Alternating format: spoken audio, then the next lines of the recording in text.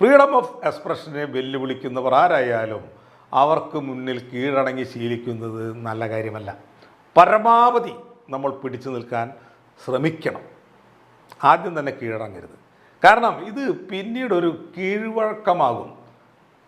നമ്മൾ തീരെ പറ്റാണ്ടായാൽ, അതായത് ജീവനാണ് വലുത് എന്ന ഘട്ടം വന്നാൽ നമ്മൾ ചിലപ്പോൾ വിട്ടുവീഴ്ച ചെയ്തേക്കാം. അല്ലാതെ ഇങ്ങനെ നട്ടല് വളയ്ക്കാൻ മാത്രം ഇത് ഒരു ഹിന്ദു രാഷ്ട്രമൊന്നും ആയിട്ടില്ലല്ലോ. ഒരു കാര്യം അറിയാം, മതങ്ങളും അവരുടെ ആൾക്കൂട്ടങ്ങളും ആവിഷ്കാരങ്ങളെ നിയന്ത്രിക്കുന്ന ഒരു സമൂഹം അത് എത്രമാത്രം പഴഞ്ചനും പ്രാകൃതവുമാണ്. നമ്മൾ അവിടെ നിന്ന് പോന്നതാണ്. സ്വാതന്ത്ര്യത്തിലേക്കും ജനാധിപത്യത്തിലേക്കും മതേതരത്തിലേക്കും നമ്മൾ പുറപ്പെട്ടിട്ട് 75 കൊല്ലം കഴിഞ്ഞു. അവിടേക്കാണ് ഈ മാപ്പു രാജാക്കന്മാർ നമ്മളെ തിരിച്ചു കൊണ്ടുപോകുന്നത്. നന്ദി, നമസ്കാരം.